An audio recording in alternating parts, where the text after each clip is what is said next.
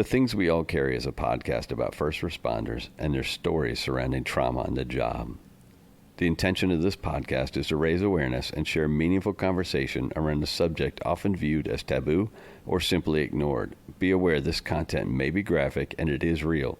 It may not be suitable for children or adults triggered by this subject matter. Welcome to episode 78 of The Things We All Carry. Macklemore said, "Music is therapy. Music moves people. It connects people in ways that no other medium can. It pulls heartstrings. It acts as medicine." Sara Thrash is a Texan, a daughter, a sister, a fighter, and a survivor. Music is a passion and a therapy of sorts for her. Whether playing piano, listening to music as the sun sets, or sharing suggestions with strangers on Instagram, music moves her and helps heal her. I noticed her stories on Instagram and started following her suggestions and links to songs. I found it to be a wonderful foray into new music and artists. Little did I know that she also had a story to tell. Sara has experienced numerous traumas and trials in her life. She's faced a long road to recovery from both emotional and physical injuries. She's determined to push on and not let the traumas define or defeat her. She'll be the first to tell you that in her life, the overarching theme is hope. That hope is as much for her as it is for the world around her. A quick reminder to please help us build a community which not only recognizes but supports each other through the struggles and recovery. Reach out through Instagram at The Things We All Carry or email mystory@thethingsweallcarry.com to offer support and share your story. Please remember to leave a review on iTunes and give a shout out to any first responder you know, love, or care about. Y'all enjoy the show.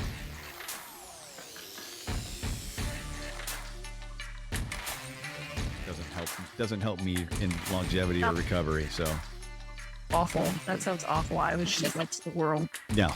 All right. So here we go. Ready? Ready. All right. Well, thank you for joining me today. I have Sara Thrash out of Texas, and I'm kind of the Denton area, a little bit north of Fort Worth. You said, correct?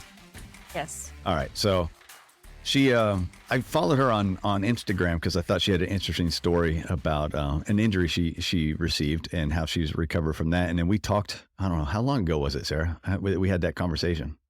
It's been a couple of weeks. Well, we were kind of going back and forth actually about music because I would like post my Spotify. But yeah, we had a conversation on the phone probably three or 4 weeks ago, maybe. And that turned into, I said, plan for about a half hour. And it turned into probably, 2.5 hours?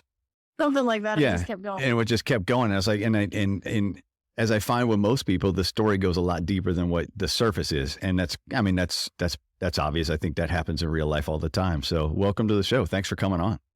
Thanks for having me. Why don't you tell us a little bit about how you grew up and where you grew up and what you want us all to know? How about that? It's been unconventional. I know we've spoken about it before. Untraditional. I grew up born and raised mostly in Texas. We lived briefly in Wyoming when I was a kid. And I don't remember a whole lot of that other than just snow. But pretty much Texas my whole life. Kind of moved around a little bit. My dad was actually a preacher. And so we lived right outside of Fort Worth when we were little. And then my parents decided to kind of uproot us, move us out to the middle of Wise County, which is a little bit further north and west of where I'm at right now. And kind of, how do I say this? Some major shifts in just kind of thinking and perspective. Life. My dad stopped preaching and started a landscape, like a irrigation company. And so that's what he's been doing ever since. But it was a little bit unconventional. My brother and I were actually homeschooled. I've got one brother. He's a year older than I am. And so we were homeschooled the entire way through, all the way from like pre-K kindergarten to graduating high school. And so my mom, even though we were a year apart, my mom sped me up and slowed him down for us to be able to study together. It made her life easier and it made it easier for us. And so we had, in terms of the quality of education, I absolutely would not change it. We got a lot of, I don't know. I feel like, and I don't want to go off the reservation too much here, but I feel like, kids these days in school, they're taught what to think, not necessarily how to think. Definitely. And my mom did a really good job just teaching us how to think, like just what makes the wheels turn. Why do you think that way? I had coffee with her this morning. We were just talking about this, and like, how do you approach like debates or even just discussions with other people, with the knowledge like, hey, this person might be wrong about XYZ, but I might be wrong too. And like, how do you navigate that? And I feel like we don't see a lot of that in the world anymore. It's either my way or the highway. So have you ever heard of a Jeffersonian conversation? Yes. So that's the way I would like to see conversations go. Hey, I'm going to make a point. If you just want to hang out and listen to my point, and then we can discuss it when I'm finished, that'd be fantastic. But yeah. I just ask that you listen and be respectful of what we're going to say, and then we can discuss it. Then everyone gets a turn to discuss it, and then after that, you get to make your point, and we get to discuss it. Yep. And that's the way this show almost happened. That's what I wanted to do originally for a podcast, was a series of Jeffersonian conversations. So sidebar, talk about going off the reservation. I love that though. I love that. That's awesome. It's like, yeah, you have to have like the talking stick. Yeah, exactly. Would pass it virtually or something. I don't know. Something. But all right. So you were homeschooled. Your dad was a preacher for a while. Yeah. And I know that you talked about talk about going off the reservation. He kind of went off the reservation with religion, correct? I don't know that I would go that far. My parents got a hold of some more kind of right-wing teaching.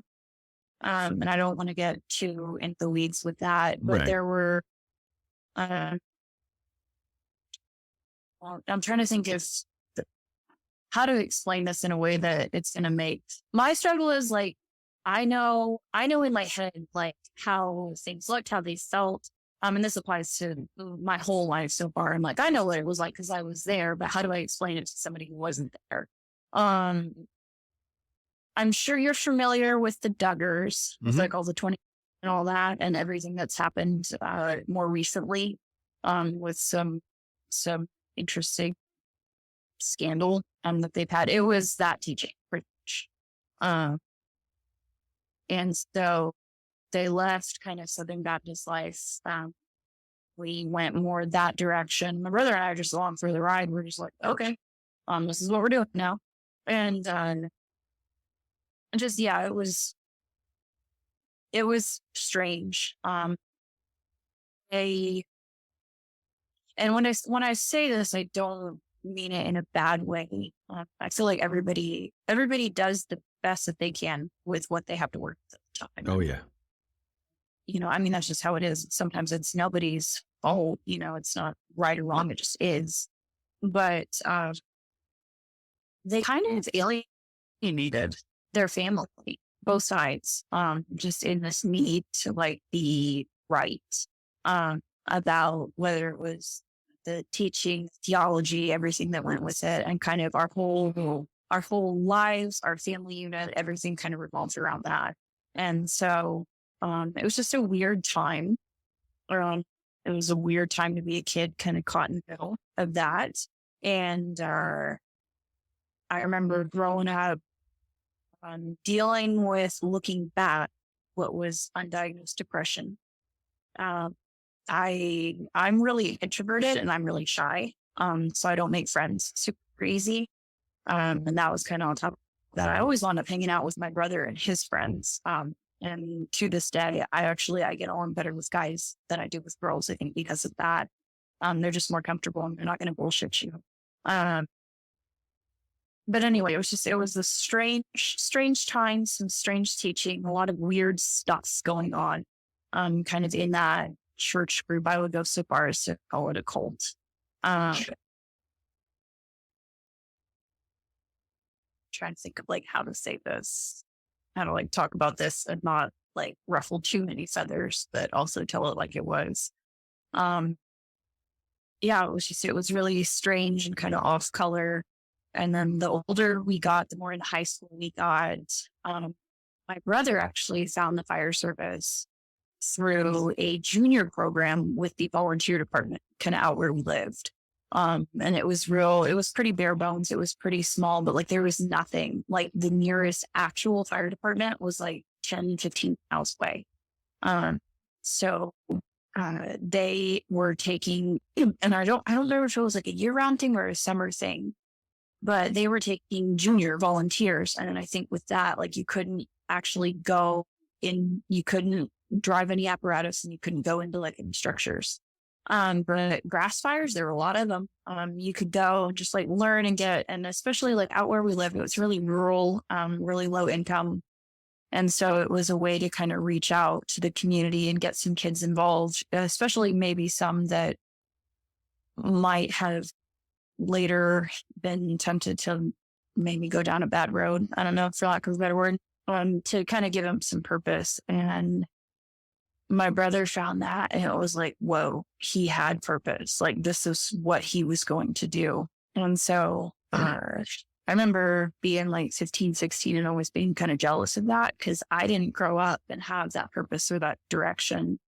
Kind of the thinking was, girls are really just meant to like be, stay at home wives and moms. Like they're not supposed to have jobs or do stuff like outside the house, let alone a career. And so that's kind of just what I always assumed my life would end up like. And so I never really thought, oh, I could be a firefighter too, or I could go do anything I wanted to. Just that wasn't even on the radar. But he found that. We actually moved, I guess probably junior year in high school. And the other volunteer department in that community, they took him on. They didn't even have a junior program, but they took him on. He was 17, and I think the minimum age to volunteer there was 18. But they took him on, and they actually got a grant to send him to the fire academy. There was one in our area. It was like just starting. He was class 3.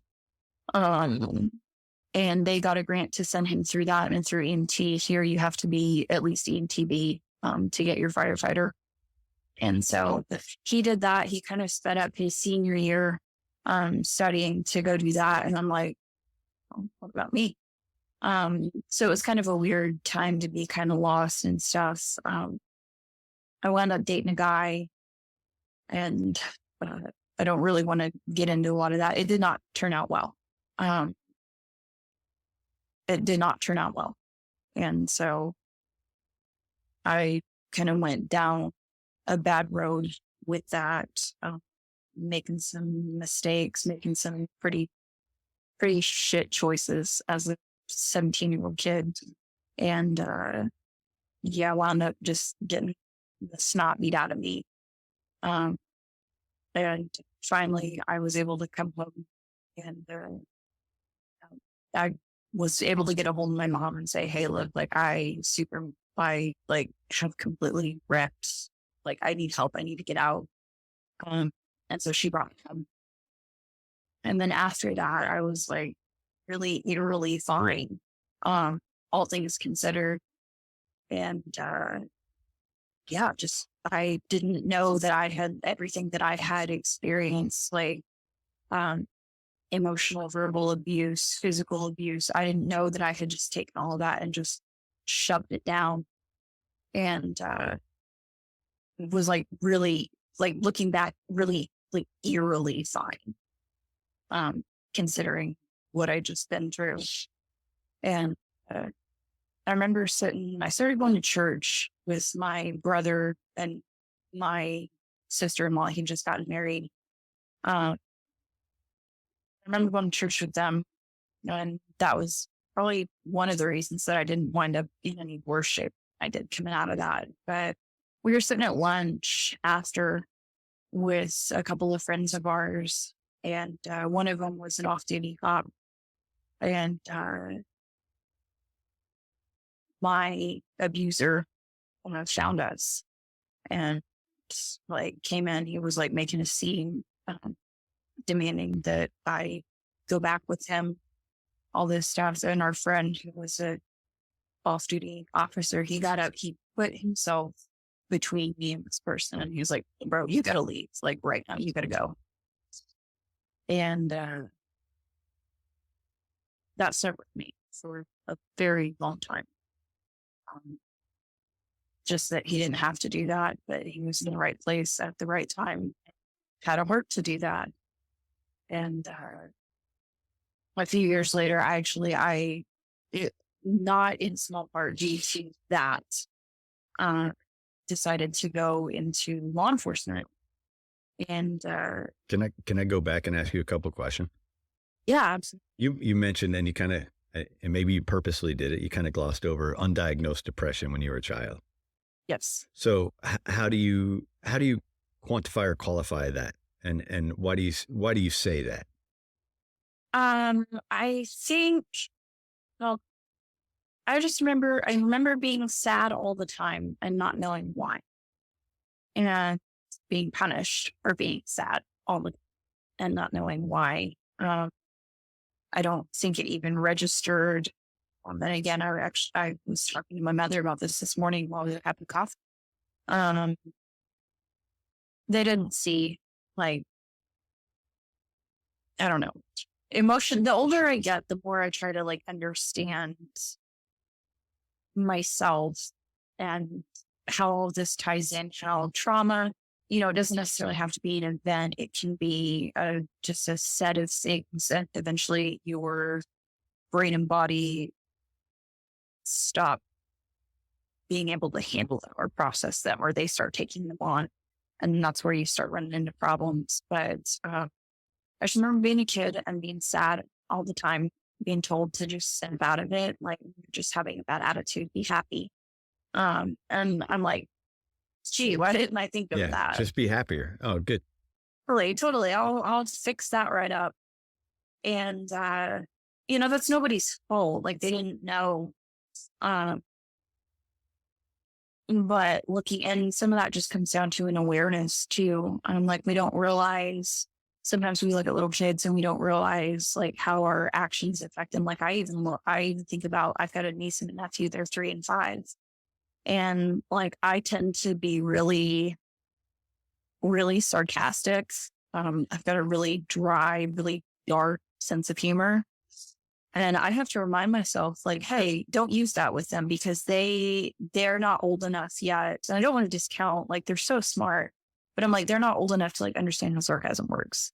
They'll get there, but I'm like, you don't need to use that with them. And so like, sometimes we don't realize, I think, how what we do affects our kids. Just life circumstances. And it wasn't anybody's fault. But the solution was not that simple. And I mean, there was all kinds of stuff I started having because we moved, everything kind of was, turned upside down about the time we were maybe 8 or 9 and 10 maybe. And, that was when I started having all kinds of like autoimmune stuff, like metabolic, just feeling sick, kind of like almost, lethargic, like chronic fatigue, weight gain, like I had all kinds of skin issues. My hair started falling out. Like all of this stuff was happening and there wasn't really anything to attribute it to other than, like maybe genetics or something. My mom was like, yeah, I remember having stuff like that, but I was like in my 20s and 30s. And I'm like, well, why am I 10 and having it? And just the older I get and the more I've learned about trauma itself, and actually a really good friend of mine who he's an autoimmune, he's a doctor actually. And we met at the gym, but he works with a lot of people, dealing with, thyroid disease specifically, which actually I do have. But he's like, your childhood, he's like, usually there's a reflection there, some kind of upheaval or something changing, a shift, and the appearance of all of these physical symptoms, which makes sense because like you can't separate brain and body.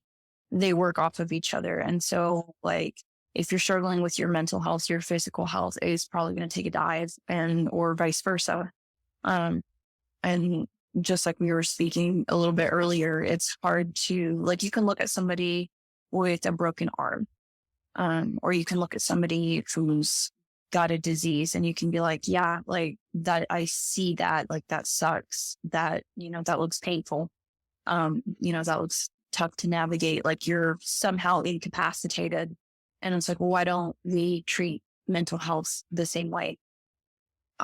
Just there's still, I know it's changing, but there's still like this, maybe it's because it's not easy to see. There's still this like stigma around it. But just as a kid, I was like, and I was told, just like we were talking about, just because your trauma or your pain, what have you, doesn't look like mine, or yours is what society deems worse, doesn't discount, doesn't negate the fact that the person next to you is, going through something, and it's not going to look the same.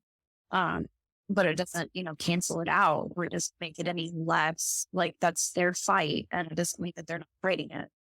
But, I was always told as a kid, just being sad and not knowing why, struggling to just function.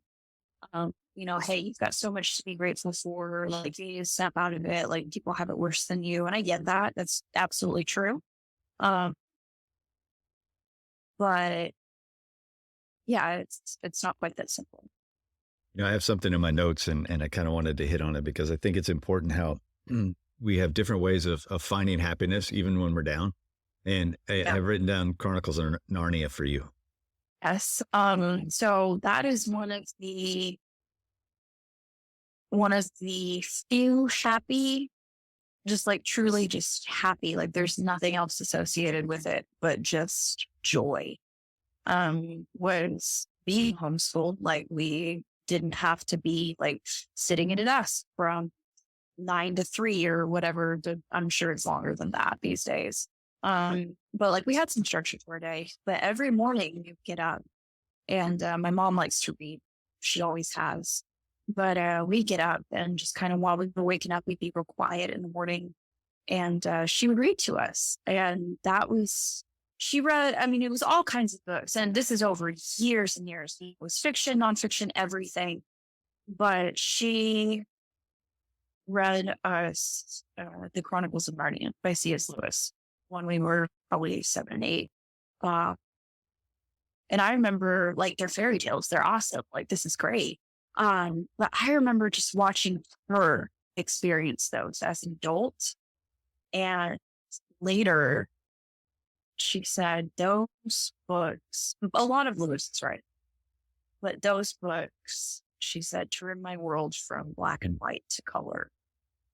And I remember that I hung on to that. I forgot it for a long time. I forgot that she even said that. And I forgot, I guess I didn't understand the significance of that. But yeah, that was just one of the really few like happy memories. And the older I get, the more I read, because I like to read too, especially if it's anything banned or out of print. But even like reading Lewis's Space Trilogy, I think I read that in high school. And I remember having the conscious thought, I am sad as I read this book, as I finish this book, not because of the story, not because of anything that's particularly significant in it. I'm sad because I'm never going to be able to read it again for the first time. And I still get that with books from time to time. What I would give to be able to go back and experience Narnia as an adult, like she did, like that would probably my head would probably explode. But yeah, that was one of our few kind of just really, truly just happy, experiences that we had. And, I feel bad for kids that don't get that, because like, how awesome is that? Your mom, just wants to read you books, and, I feel like with books or not books, or like just we're constantly bombarded and like overstimulated with media.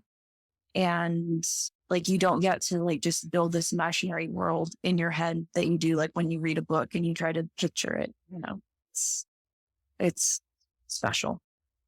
Have you ever talked to your mom about the black and white to color comment and ask her to kind of explain? Oh, yeah. Because I'm Oh yeah. curious about it, and I think you got a tinge of that yourself from some of that. So what did how did she describe that in more in depth?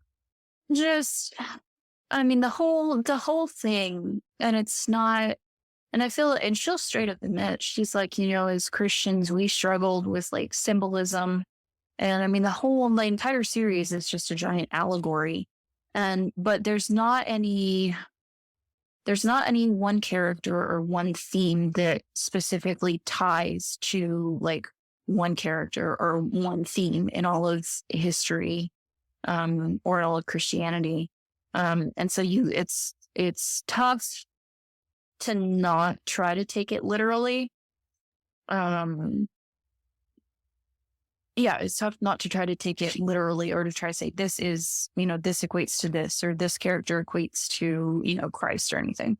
Um, but it's so, I don't know, it makes it so simple. My favorite has always been the first book in the series, but the older I get, it's actually the last book in the series, it's depressing as hell. Like, it is like the end of the world, like bad shit is happening. It is depressing as all get out. But they step through this door at the end where like it is literally the world is ending, the world is on fire. And it all goes away. And everything that they've endured, everything that's gone before is over. And the book actually ends, I think it says, now at last they were beginning the greatest story. They're the first chapter of the greatest story that's ever told, that goes on forever, and every chapter is better. I don't know. There's so much symbolism there. And I think for me, it's just because it's nostalgic too, because that was such a part of our childhood. But the black and white to color, I didn't understand I forgot that she'd ever said that. And I didn't understand, probably until last year as an adult. I went to actually take an entrance, a physical agility and entrance for fire department. And there was a lot of stuff swirling around with testing for that place in particular. And just thinking about all the people that have pulled up alongside, like as I've gone from, early life, childhood, everything that's happened since, everything that has ever happened that's gotten me right here. And just thinking about the people that I am just doing life alongside. And I had this moment where I was like, that's it. That's what they've done. They have turned the world from black and white to color. And I'm like, I get it now. I don't know, that it made sense. It's another one of those things, like I'm trying to figure out how to explain this to somebody who wasn't there. It's like, you had to be there. But yeah, I guess just the symbolism, and just, it's so simple if we let it be. It really is. Like we overcomplicate and we overanalyze things and people and life. And it is so simple if we let it be. The other thing I want to touch back on is the autoimmune. Because Yes. I think it's interesting, the point you make about your autoimmune. And I know you've stated as you started to tell your story here that you didn't want to get too much into the boyfriend. And I'm not going to. I'm going to stay away from what we talked about. So I'll respect that. But I do want to make the point that once you got out of that situation, how that recovery started for you with that sleeping and with that stringing thoughts together, and what you found with the autoimmune. Yes. So during that whole situation, and just as it deteriorated over time, I found myself getting sicker and sicker. I knew I was depressed. Like, I hadn't been diagnosed or anything, but I knew I was depressed, but I was real foggy and I couldn't lose weight. And there was a lot of stuff happening. And like, to look back, there's a few pictures still from that time. And I'm like, oh my God, I look ill. Like, it's horrifying. But I came home finally was able to get out of that. And I had a notebook where I had document everything, like every altercation, for lack of a better word.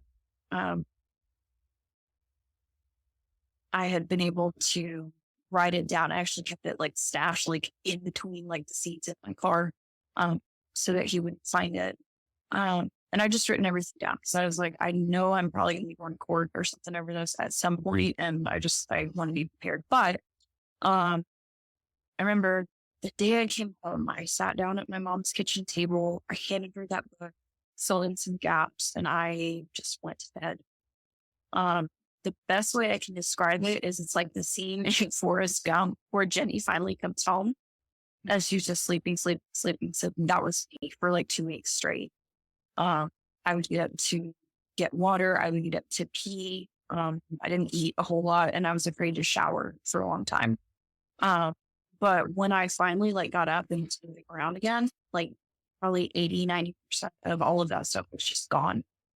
Like, it's incredible what removing yourself from such an awful environment can do. It's bizarre. And like I said, I was like really eerily fine considering everything that had just happened. But I think a lot of that too was my brain blocked it out, which is, I guess, a good thing. It does that. And I've learned since, and in other respects, it does that to survive. Just because it is so overwhelmed. Like all of your like neural pathways, everything is just so overwhelmed with like the ordeal that you've just been through. It's like, all right, we gotta like find a way around this roadblock just to keep functioning. And so with that, I blocked a lot of it out. And like to this day, I remember bits and pieces. And like there's some specific things that I can call to mind, but like a lot of it is really fuzzy. It's almost kind of like third person, like, was that even me, to sit here and think about it? But yeah, like a lot of the physical, the metabolic stuff was gone, or at least significantly reduced. Like I had been diagnosed with thyroid disease, like through all of that. And I had been on medication for it. And my doctor was like, you don't need this anymore. Like, do you want to get off of it? I'm like, yes, I want to get off of it. Let's not take this anymore. And like, I haven't taken it since. It's been probably 7 years.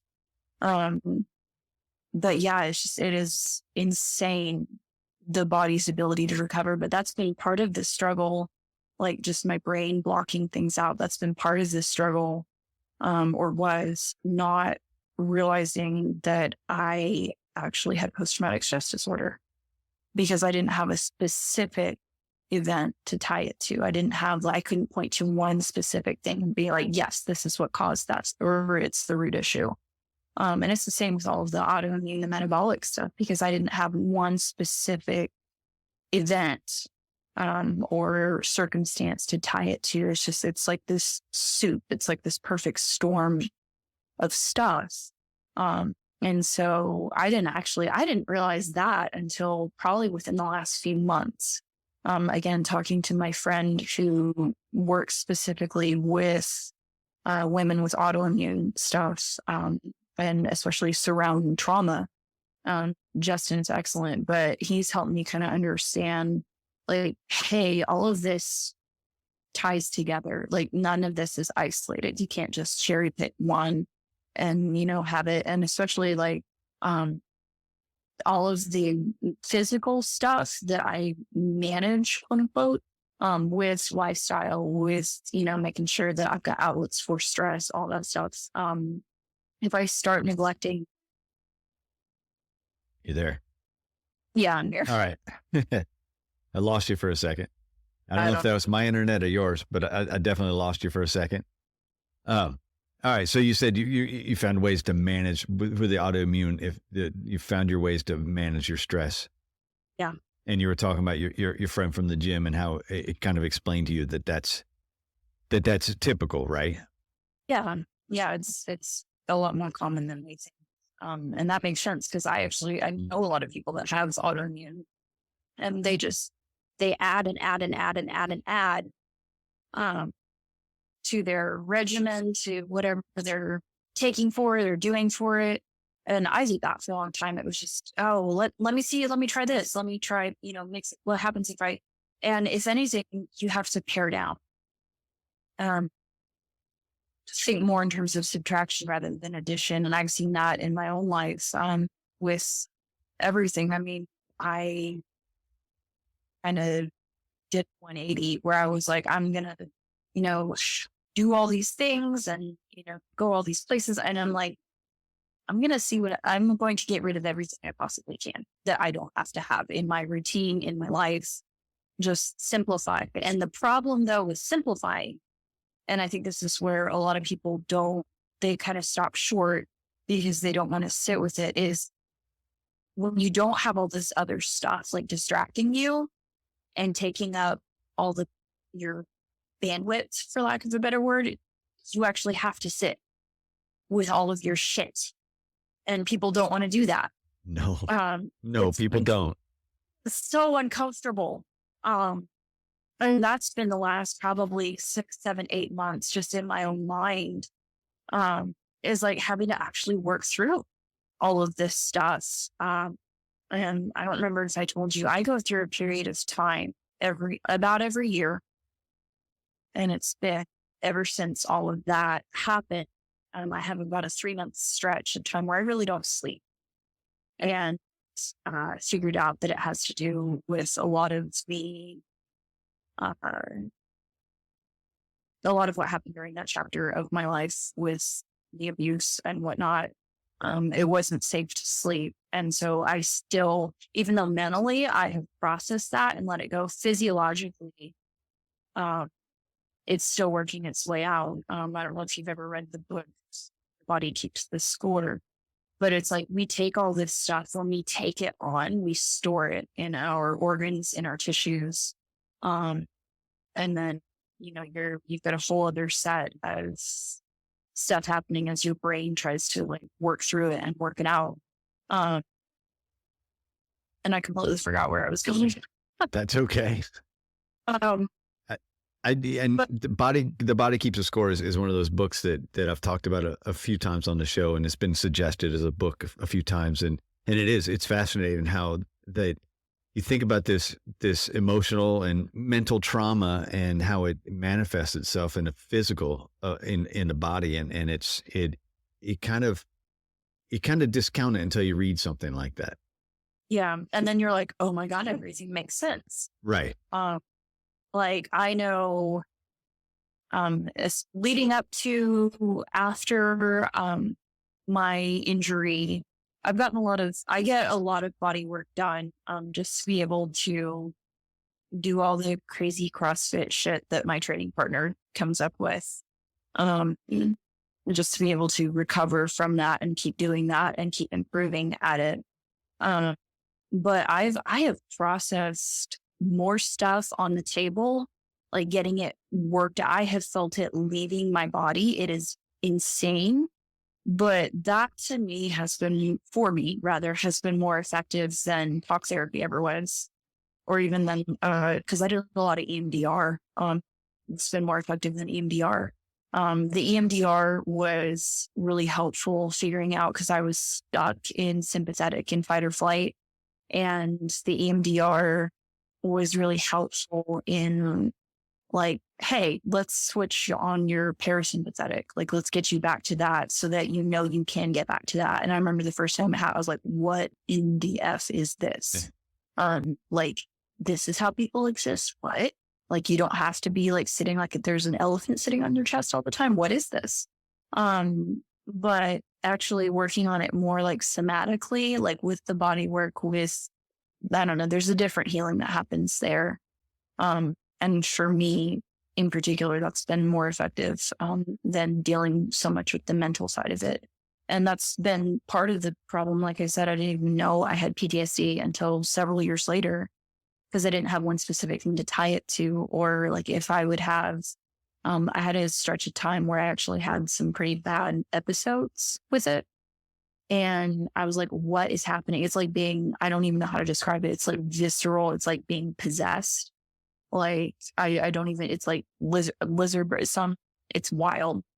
But I'm like, I don't have anything to tie this to. But I think it was happening because my body hung on to that and was reacting even years later, when it felt threatened, and it takes over. And I mean, you can't separate them.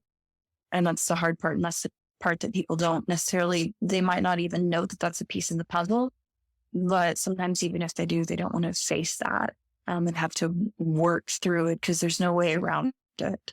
You can manage it, but unless you actually get through to the issue and literally work it out, that's just going to keep dogging you. So let's go back to, all right, you get away from this boyfriend, you go home, you sleep, you start this recovery process. And is that right around 2017, correct? Yes. Okay. And that's when you find what helps you? Is it the strength training that helps you? What is it that you find that you latch onto? It was the strength training mostly. I got my trainer certification. Started working in a gym, and because that was one thing, I had started going to a gym while I was still in that situation. And it was the one outlet I had. It was the one like kind of safe place, for lack of a better word, that I had.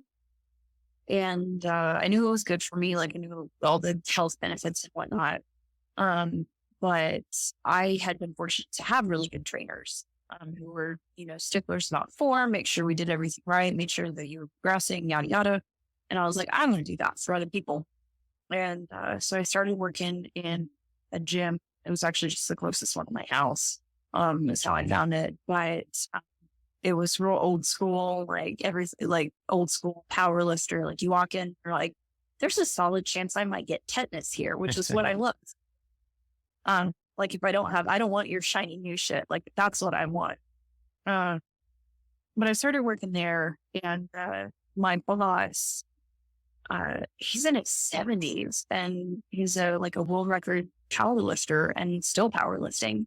And I remember she taught me to deadlift, and just as a not large woman, who has been through some shit, there's nothing like ripping a dead weight off the floor and knowing that nobody helped you. Like, you did that. Just feeling like you can having this like tangible obstacle to overcome. And so I enjoyed that. It was really kind of healing, kind of cathartic for me. I was able to channel, I think, a lot of everything that was swirling around in my head that I didn't really even know what it was, but I was there. I was able to channel a lot of that into lifting, but also into working with people. And, anybody can stand over you and say, all right, this is what we're going to do.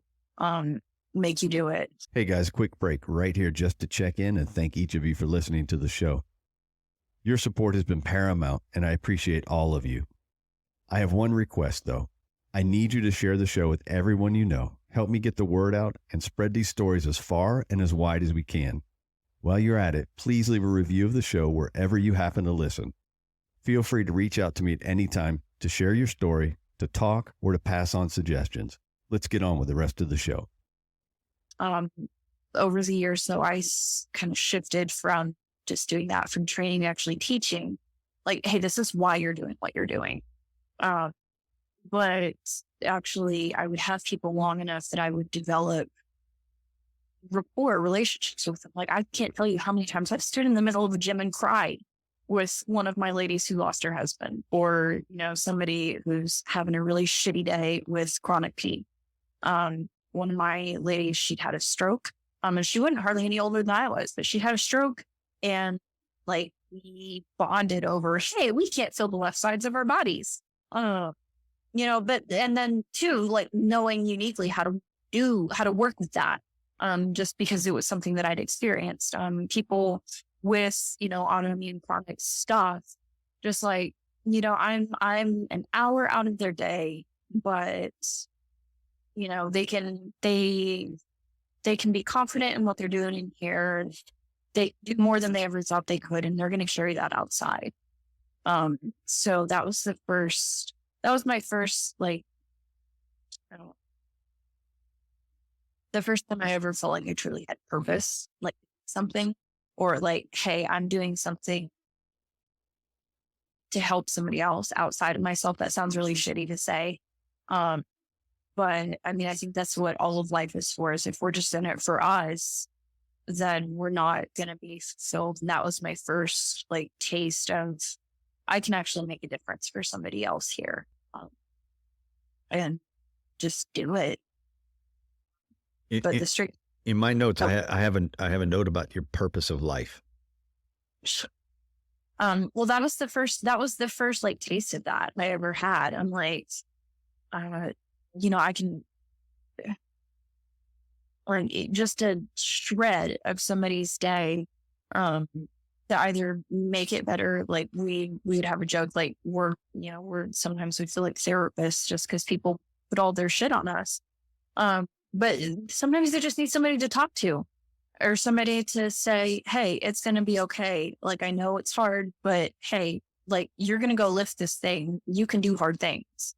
Like, it's going to be okay. And then to watch their confidence that they get as they work through that. But yeah, that was my first real taste of purpose. And when you mentioned it to me, you said the purpose of life is to give it away. What do you mean by that?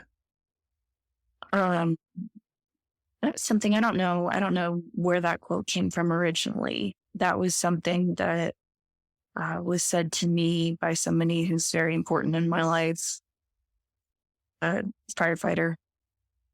And I think the whole quote is, the meaning of life is to find your gift, and the purpose of life is to give it away. And I think it comes down to selflessness. All in all, like, no, you're not doing, whether it's, looking out for somebody, whether it's holding the door for somebody, whether it's giving somebody hope when they're at the absolute ringing end of their rope. That's what we're here for, and not because we're going to get anything out of it, not because there's anything to gain, but that's love is what that is. It's service, it's compassion, it's love. And I think that's what we're here for. And that was the strength training, the teaching. That was the first like taste of that I'd ever had. But the older I get, the more people that I, kind of come up alongside, you can tell the ones who really live that. And a lot of times they're not the front runners. They're not the ones, like I look at my brother, and he just got awarded firefighter of the year for his whole department. And I watch him, and actually I had the conscious thought, I need to be like him. Because he is the quietest person you'll ever meet, but he just has this quiet in the background, just servant heart, just doing his best and trying to give that to the people that need it the most. And he gives his life away, and he does it very well. And I don't know, I think we should all stand to be more like that. So you decided to be a cop. I did, yes. How does that come about? Actually, my best friend, we trained together. We were joined at the hip. We did everything together. She'd been thinking about it for a while. And I remember when she actually brought it up, she's like, hey, this has just been like on my heart and on my mind for a while. I was like, what? It was like really out of left field. But then she explained, like, this has been something that I've always thought about. And I finally feel like at a point in my life where I'm ready to do it. And so I watched her do it. Two other really good friends of mine had recently gone or were going into law enforcement as well. And I watched the three of them kind of navigate that whole experience. But I watched my girlfriend especially, and I watched how she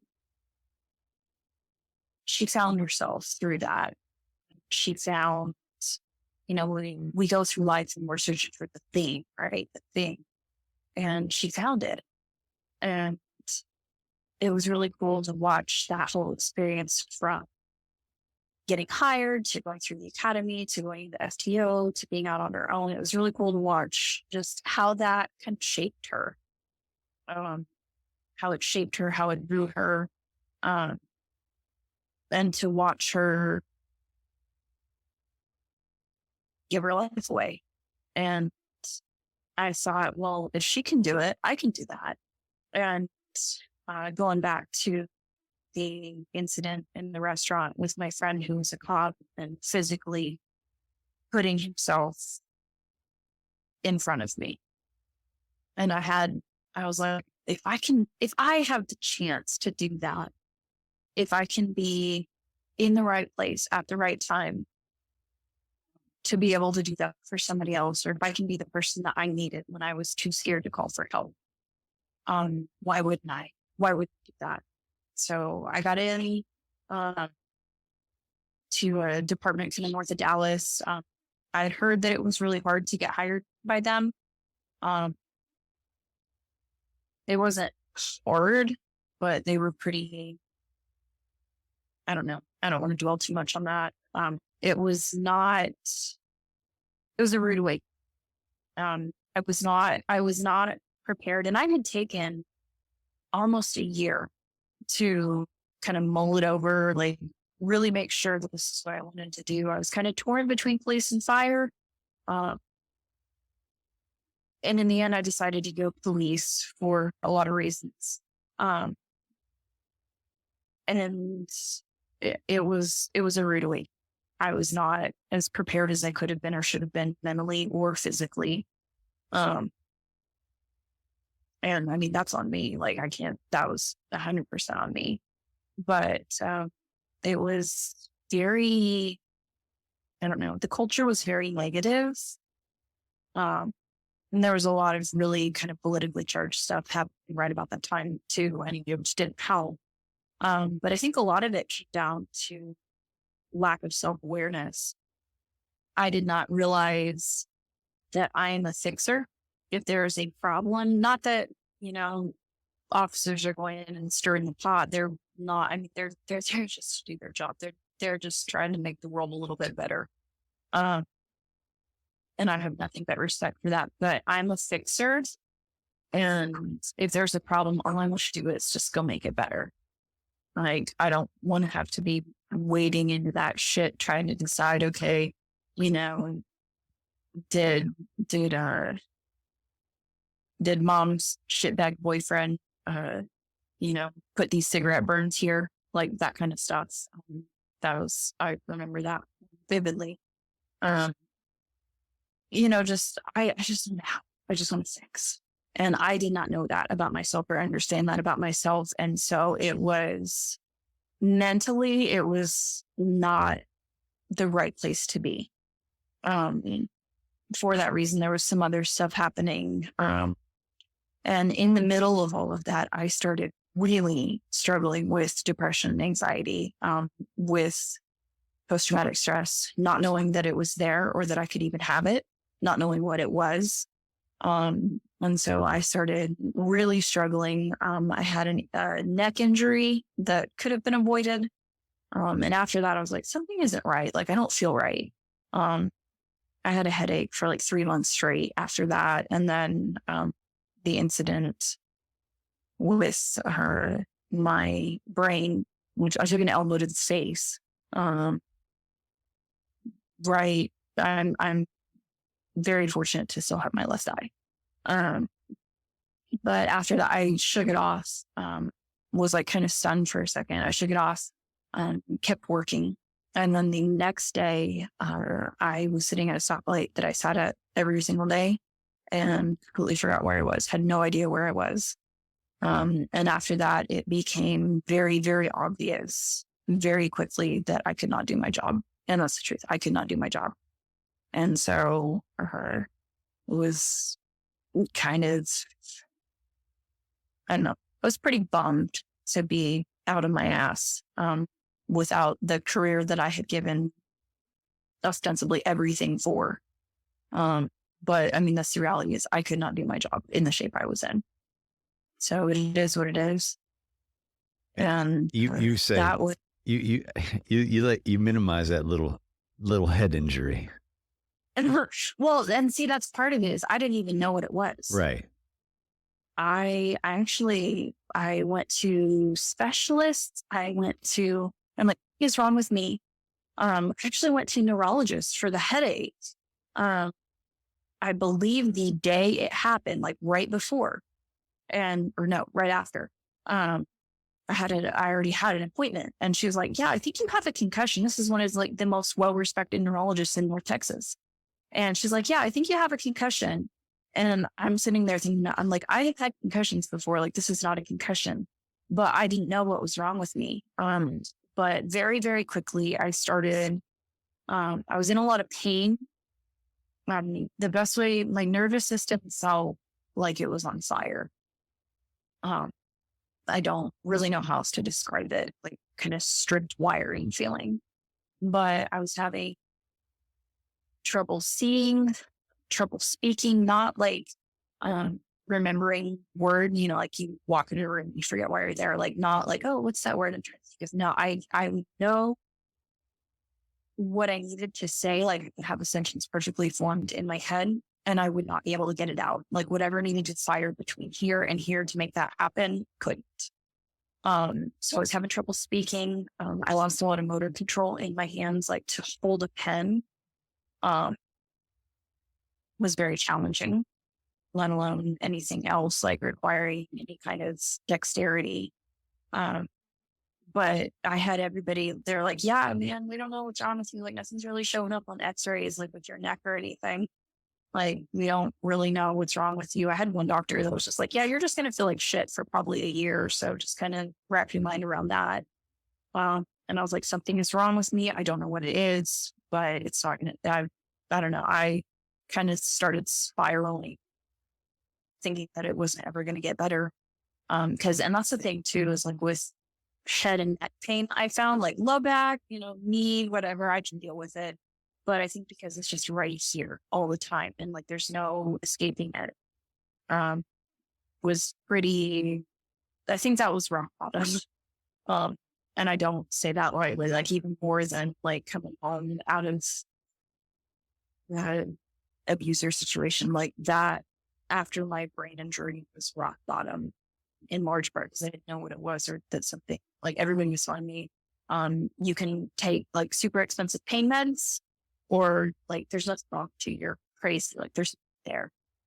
And so that was a low point. It's a really low point. And I don't even think it had been a month.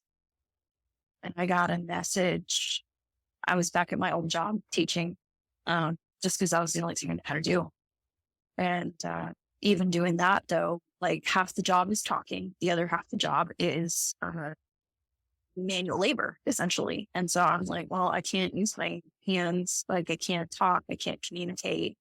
So there were a lot of hurdles with that. And I remember having the feeling of every time I give everything I have, it's not good enough or it's not enough.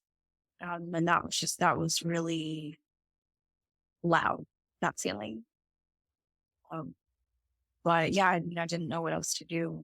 But I think maybe like 3 weeks later, because I went back like immediately to coaching, and I got like a Facebook message from the coordinator or the lead instructor rather for the fire academy that my brother had gone to. And it's around for 6, 7, 8 years at this point. And he said, your fire academy is still waiting patiently. We started in January. And I was like, what? I don't know. I don't know. Like, there's no way. He's like, well, I'd like to sit down and just talk about it. can ask any questions you might have. Tell me what's up, but I want to talk to you about it. And so I showed up to the fire academy at the time, was actually held in a working fire station. I showed up to Station 2. I think it was a Tuesday. It was October 6th of 2020. And we sat out on that bench outside. And I laid it all out there, what I had just been through, life leading up to that point. And he already knew, like, we'd been acquaintances for a long time. So he kind of already had some of the pieces put together, but I was like, this is what I've just done and gone through. And like, I still had like a bruise and whatnot. Sure. And he's like, I understand that. That sucks. I'm sorry. This is how it's going to be different. But he didn't bullshit me. He didn't try to sell it or anything. He's like, this is how it's going to be different. And I walked away from that knowing that, number one, if I didn't do it right, then I wouldn't do it. But that I was going to give it everything I had, which wasn't much. I didn't have a whole lot left, but I knew that whatever I had, it was going to go there. And so that was knowing that was coming up. I had like 3 months, not even, to get ready physically and mentally. So that was when I first went to the psychiatrist and was diagnosed with anxiety, depression, PTSD. I started meds for that, which in retrospect I would maybe do differently. But I was like, this isn't about, that was when that day flipped the switch. And I was like, holy shit, this isn't about me anymore. This is about all the people that I'm going to go through this experience with. And I don't even know who they are yet, but I need to be at my best for them because I know I'm going to need them to be at their best for me. And so that was the catalyst, if you will, to actually getting some help. And then physically, there wasn't a whole lot I could do other than work on cardio. Just because I was already having so much like trouble with my hands, all of like the functional stuff. Like I know when I first started, I would spend over 3 minutes on the Kaiser sled, even when it was like super greased, like sheen of oil. I'd be on there for a while. But academically, didn't struggle. I think I made up for it because I struggled so much physically. But probably about 3/4 of the way through, it started getting really, like the physical stuff started getting like really bad. And so a friend of mine who has had some like neck and head stuff over the years, she's like, hey, here's a doctor. I don't know if he'll be able to help you, but he's helped me. He kind of thinks outside the box a little bit. This guy's a chiropractor. But I went to see him because I'm like, I will try anything at this point. And he's looking at me. He's like, yeah, I've worked through like the VA. I've seen like vets who have like been in Afghanistan and like fallen off the sides of mountains and shit. And he's like, I've never seen anything like this. I was like, great, thanks. That makes you feel good as a patient. But he's like, he enjoyed puzzles. And he's like, you're a puzzle. I'm going to figure you out. And he did like a cervical manipulation that not very many people do around here. Not many people are certified to do. And that was the first time I had been out of pain in over a year. And it didn't last, but I was like, it's possible. Like, this is possible. And so I'm like, okay, like maybe there's a little bit of hope. He ordered x-rays and with my neck in full flexion and extension, because everything else I just had like straight up and down profile. And those x-rays found what everybody else missed was that my C3 and my C4 are out of place. They're not broken, but it's like they run in a straight line and then C3 and C4 over here. And they're only visible though in flexion and extension, which is why none of the other images had ever picked it up. But so that was like some light. That was a piece of the puzzle. But then he's like, something still is adding up here. And you're inconsistent more than anything. Like all of your symptoms are really inconsistent. And so he started testing for an upper motor neuron lesion, which is an injury to the nerve as it leaves the brain and goes to the spinal cord. Everybody else had only looked for lower motor neuron lesions where the nerve like leaves the spinal cord. And that was like the one thing that kept that consistent. And so he ordered an MRI on my brain and my neck. He didn't tell me. He was actually really afraid I had MS, which actually does run in my family. But he kind of kept that to himself. He's like, oh, we're just going to do this like for your peace of mind. And lo and behold, I go in the day that he's got like the images ready to like read. And he's like, come here, like sit down. I got to show you something. Okay, what? And he starts flipping through them. And he's like, you see this? And it's a like a white mark because they done it with contrast. And he's like, you had a brain hemorrhage. And I was like, no shit. And because of the area, it was right over the anterior cerebral artery. But with where it is, he was able to we worked backwards, we pieced together, because like my personality changed all through that. Like I had been pretty like, I'm not going to say like life of the party, but I had been outgoing more so, and I was like borderline inclusive. Like everything was, and then the anxiety, everything, like my hands not working. We pieced it together, and he's like, this explains almost everything. And he's like, there's no like real cure for it, but we can rehab a lot of this stuff. And I had been doing physical therapy. Like I said, I get a lot of work done, body work done, for its own reasons. But that was a big part of actually like being able to reconnect to like my hands and stuff, be able to move, and do what I do. But I just remember actually feeling hope for the first time in a while that day. And like, okay, I'm not crazy. Like something did actually happen. But yeah, that was the state was like, you said, oh, you discounted it. Well, I don't know that I discounted it. I didn't know what it was or that it was there or how bad it was. And I went through almost the entire fire academy, not knowing what it was. I think I was already in ENT school when I found that out. So yeah, I went through that whole thing knowing that something was wrong with me, but not knowing what it was. So what do you do once you find out? What's the rehab? How does he help mitigate that? Actually, we've been able to stay on top of it with chiropractic. Like I said, I was on some medication. The SSRI med that I was on for depression actually did have an effect on physical pain, kind of dulling it, if you will. And I got off of that last year for other. I didn't want to take it anymore. And that's a whole other rabbit hole to go down. Yeah, we won't talk about how you got off of it because it's not the prescribed method. Yeah, no, it was definitely, I would not recommend that in retrospect, but it is what it is.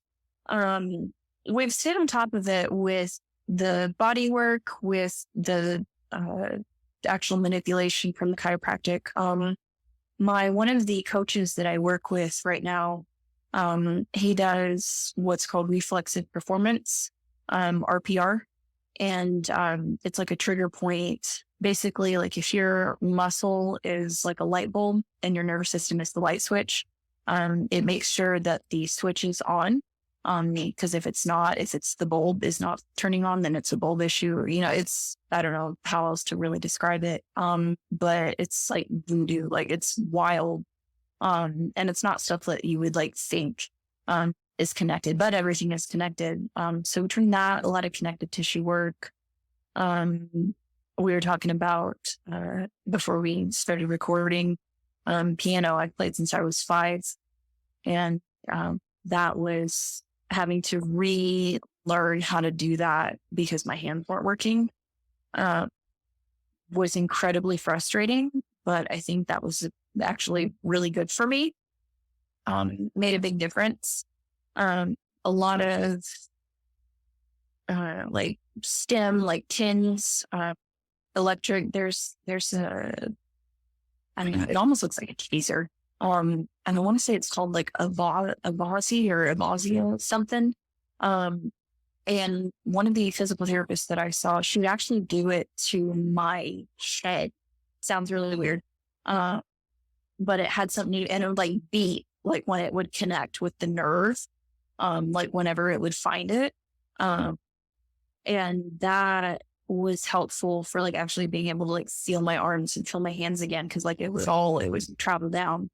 Um, but that, I would say the body work has actually been probably the most instrumental thing, of everything. Just actually being able to feel, um, connect back with that, feel it, work through stuff as it comes up, but get out of pain to like try to get everything functioning as optimally as it can. Um, I do a lot of heat, like sauna, ice baths, and alternating between the two. Um, that's been really helpful. It's not the most pleasant, but and I didn't discover that until probably last year or so. That's a big too, but just working through all the mental stuff. And like I said, talk therapy was decently helpful. EMDR was pretty helpful. But just having to sit with like the discomfort as it comes up, and as it relates back to all these different experiences, that's not, it's not for the faint of heart, but it's like you can feel it, like as you work through it, as you process it and work to let it go, you can actually feel it like leaving you. It's really bizarre and it sounds really hokey to actually say out loud. But it's a whole picture thing. Nothing is isolated, physically, mentally, it's all worked together. I'm trying to rack my brain and see if there's anything else like particularly significant. I was just trying to, it's been almost 3 years since that happened. Trying. So you said that you went through the academy. Fire academy, yes. And last time we talked, you hadn't gotten a job as a firefighter yet. How's it work in Texas? So in Texas, you have to have at least EMTB to be a firefighter. Most places will hire paramedic preferred. Mm-hmm. And so that is the hurdle I am running into right now. Because I would prefer to get hired as an EMT. Just because I just want to coach. But also to actually learn the job. Because the only thing I know is how much I don't know. And you get a little bit of exposure, in the academy during ride outs, clinicals, what have you. But I'm like, I need to see it and actually do it. And so that's the hurdle I'm running into now with paramedic preferred. For a long time though, for the first year and a half, coming out of the academy and coming out of EMT, it was the physical stuff. I could not pass a PAT to save my life. And so some of that was me needing to confront how much I needed to step it up in the gym, and just physically. And I think some of it too was mental. About this time last year, like Memorial Day or so, I did MRF with one of my friends, and I didn't struggle. I mean, I was like, this should be easier than it is. And I think like my cardio, I hate running. I hate distance running. I suck at it. I hate it. But just like anything else, I feel like having a second set of eyes to see things more objectively, to maybe see the parts that you're missing is pretty important. And that's the entire principle behind like coaching strength and conditioning is I can see what you can't because I am outside. But Jason kind of took it upon himself to get me ready. And so we would meet up just about every A shift after he would get off because he was C shift. And we would go for a run or basically anything that I hated. That was what we were doing. And that was for my sake physically, but also mentally, because I had some barriers I needed to break through. I I don't know, specifically the voice in my head saying, you can't, you can't, you can't, or you're not good enough, or you're not strong enough. You're not, because I mean, I am a tiny white woman, like, and I'm having to do the same shit that 250-pound guys are doing. And I needed to kill that voice. And so we did that on, like, there was one day we were running through a pretty hilly neighborhood. It was hot outside. I was struggling. I did not want to be there. And I was making sure that he knew it. And he was like, hey, you need to shut that shit up right now. And for whatever reason, like, after he said that and actually like had the guts to say that and just call me out, my life got way easier. But the physical was definitely the challenge coming out of Fire Academy. Cause like I said, like, I made it through. But there was definitely more that I could have done to prepare. And then to stay on top of it after I got out. And so I finally turned a corner, like, with the physical stuff, to where I could do it. Like, I could do it, but I don't think mentally I had quite like caught up to physically. And so that was what I ran into last time testing, for actually the department that I am going to work for. Was physically, because I had taken the test before. I got a little bit further each time. And then I got to the end. I actually went too fast. I went too hard and I just ate shit. Blacked out, ate shit. But after that, kind of mentally, it was like something happened that day. And that was actually when I ran into like, what just happened? Like, this entire circumstance, all these people around me, what just happened here? And that was when I ran into, hey, your world just turned from black and white to color. And like, that was the day I remember that actually, that my mom had even said that, because I'd forgotten that for years. But mentally, like, I needed to sit with a lot of stuff that I had been avoiding. And I don't even think consciously, but I needed to do that. And that needed to happen before I could go in there, and do what I need to do. And so in retrospect, like, it's really weird because like you see what's in front of you. And especially if it's something that is, tough shit. It's really hard to see past that or see outside of it or to look at it objectively. But I'm like, holy shit. Like, I know now, or at least I'm starting to, like, why all these things have happened, like the way that they have. And like, even just leading up to whether it's, childhood stuff, autoimmune trauma, what have you, all of that stuff needed to happen to be where I'm at right now. And I needed to not just think that, I needed to not just feel that, I needed to know that. And I know that. So that being said, where would you say you're at? Like, mentally, physically, Anything. Process. Oh, I am happy. And some of that comes down to just the getting rid of anything that I don't possibly need. But I don't even know that happy is the right word, because happiness is fleeting, and we're not here. We're not here walking around on a giant rock going through space to be happy. I am peaceful. That's a good way to put it, because I've had that conversation with people about happiness. Happiness is a product of something like content or peaceful. And I think, and people miss the difference too between happiness and joy. And happiness is, sunshine and rainbows, everything's going your way, life is good. Joy, content, peace is, I'm good. Even if like the world is falling apart around me, I'm good. And that's kind of, I think I needed to get there before I could do anything else, before I could go do my job and do it well. But even like I was telling you, that actually this is really coincidental timing. We're sitting down to record this because all these years later, I don't have like PTSD stuff when I'm awake anymore. Like, I don't get triggered, but I do still occasionally have night terrors.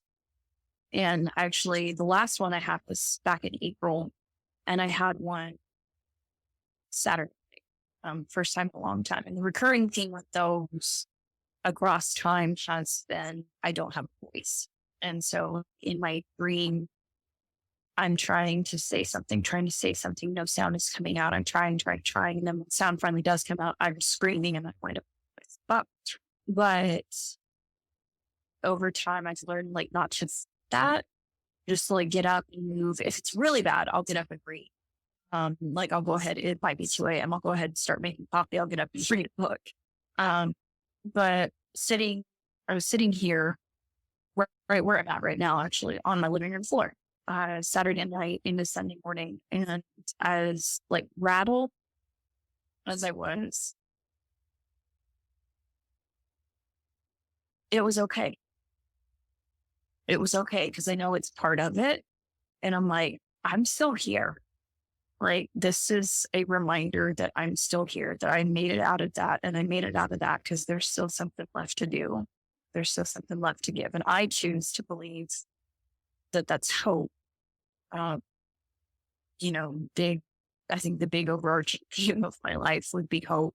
But it was weird being able to just be weirdly at peace, like with the fact that, you know, okay, like this is not fun. This is not pleasant. This is not anything I would wish on anybody else. Like I want to tear my insides out every time I think about like that feeling, waking up and not being able to make a sound. It's paralyzing, but I'm like, it's okay.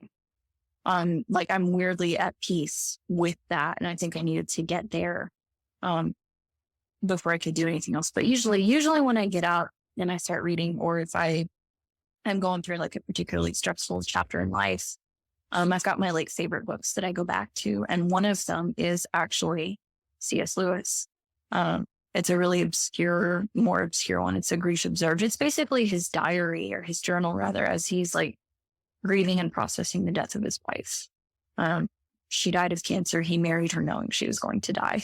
It's a whole big thing. I'll start crying if I go too far into it. But every time I read that book, there's something to get out of it. There's like an Easter egg of some kind. And the one that I always come back to is he's like, you know, I didn't need to be tested. God didn't need to test me. All these things didn't have to happen to challenge me, to try me, so that God or anybody else could know what I was made of. He's like, he already knew. He already knew exactly what I'm made of. He knows I did. And that's the point that I'm at in my life. I'm like, okay, all this shit had to happen, not for anybody else to know. Like even just thinking about, you know, going back to sitting out on that bench with Cope, like he already knew. He already knew. I didn't know. And the fact that he knew was enough to get me through that. Cause I'm like, okay, there's days when I don't feel like I've got it in me, but I know he thinks I can do it. So I'm going to do my best. But all of this stuff doesn't happen. You know, we have to find it in ourselves, as like cheesy as that sounds. And that's been, now that like the physical is in check and the mental side is like starting to be in check, that's been kind of the conclusion I've arrived at. Is all of this stuff, everything that has ever happened didn't happen for any reason other than I needed to know what I'm made of, and that, you know, hard shit comes my way, I can handle it.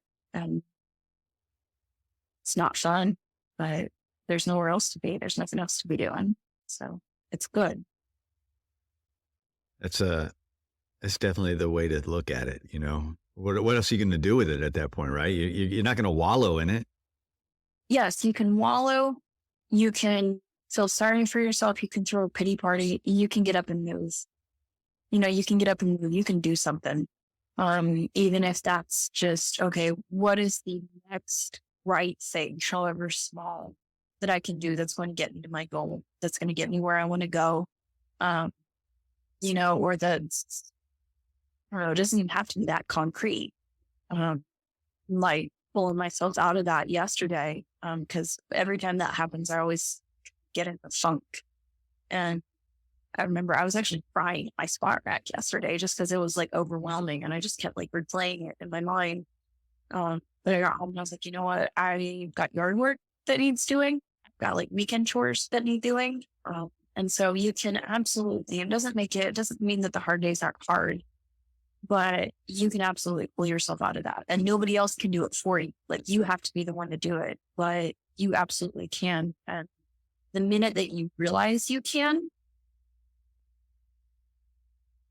you know that and you carry that with you. So the next time it happens, the next time, life throws you a curveball, the next time something unexpected happens, you're not hinging all of your happiness, if you will, on, oh, well, everything's so perfectly. And if it doesn't, well, then I'm just going to sit here and throw a pity party. No, like you can, I wouldn't say be happy, but you can feel peaceful and you can navigate it well, knowing that you have absolutely everything to do that already.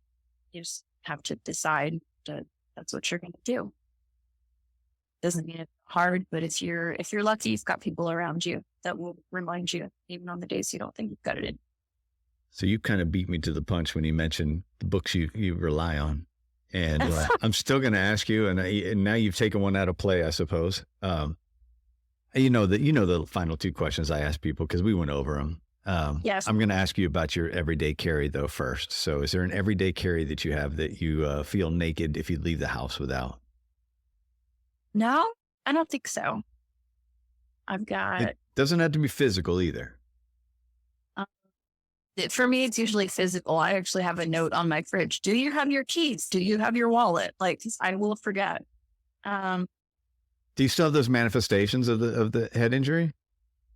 Like physical? No, like that, where you forget the keys, you forget your wallet. Is that just natural thing, or is that from the injury? It's hard to tell anymore. Sometimes I can feel it if I'm particularly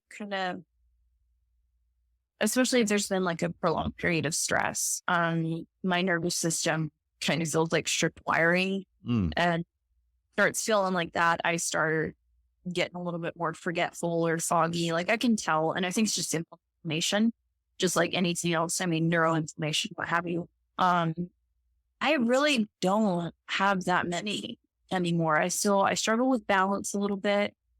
I struggle if I'm particularly stressed, I'll get really nervy, like on my left side, working up overhead, especially. But honestly, like I would go so far as to say I'm back at 100% functioning at least as well, it's not better than I was before. Sometimes I'll still get the speech thing, but it's not like all the time. And it'll just be like a blip here and there. And that's pretty rare. I got to be like really stressed out for that to happen. But no, I've been very fortunate in that like you were saying, not everybody is, as fortunate or as lucky to make it out of some of the stuff I have. I know that there's people that, haven't maybe had as easy time recovering as I have. So I'm very fortunate, that day to day, it really doesn't bother me anymore. Well, let me ask you this then, and I keep forgetting because I want to do this with people. I keep forgetting to put it at the beginning as a kind of an icebreaker. What's the last song you listened to? It was actually that Southall album that we were talking about. Right.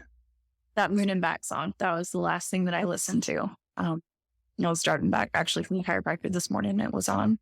But I've been on a Patty Griffin kick lately. Okay. And I don't really know why. Stolen Car, which is actually a Springsteen cover. But I think she sings it better.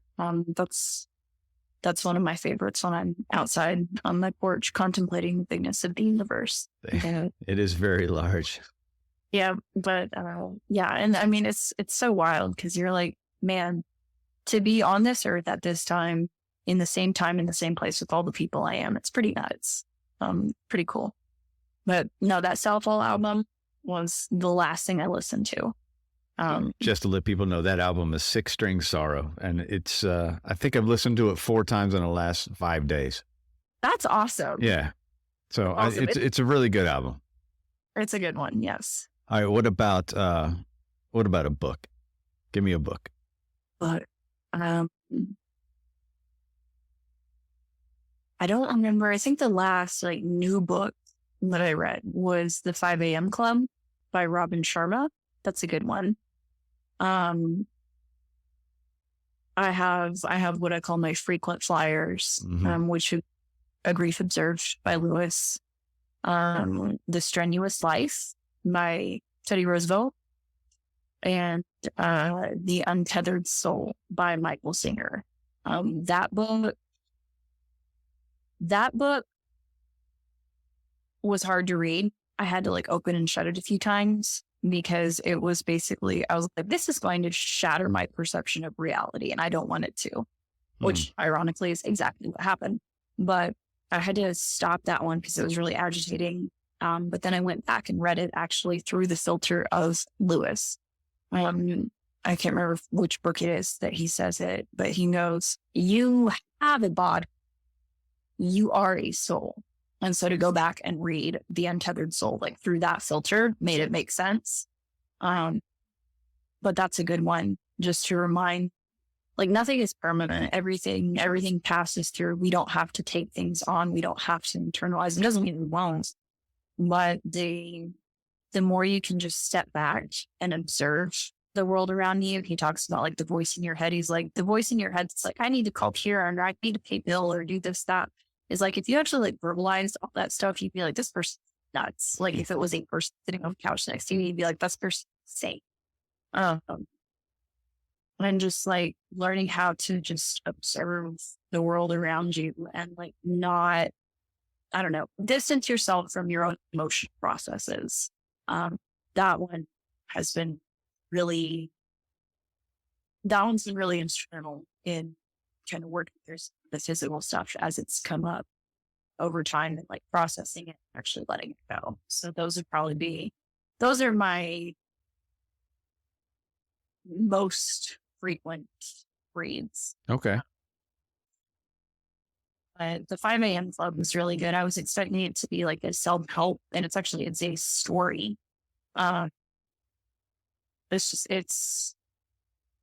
It's pretty profound, but not in like a mind-blowing way, like in a really subtle way. I don't really know how to describe it. And who was the author of 5 a.m. Club again? Robin Sharma. Okay. Well, I'll add the frequent flyers and the 5 a.m. Club to show notes when we get to the episode release. How about that? Perfect. Hey, this has been great. I appreciate it. Absolutely. I appreciate it. Thank you. Like you said, I don't like got on here. I'm like, I don't know what I have to say, but thank you for helping me out. Well, hopefully you didn't find it to be a waste of your time. No, not at all. Not at all. It's been great. I appreciate the opportunity. Thank you. Of course. Keep the music coming too. Yes, absolutely. Will do. All right. Go enjoy the rest of your day. You too. Thank you. Take care. And we're out. Thanks for listening to another episode of The Things We All Carry. Head over to the website, thethingsweallcarry.com for show notes, resources, and to sign up for the newsletter. Until next week, take care of yourselves and remember to check in on each other.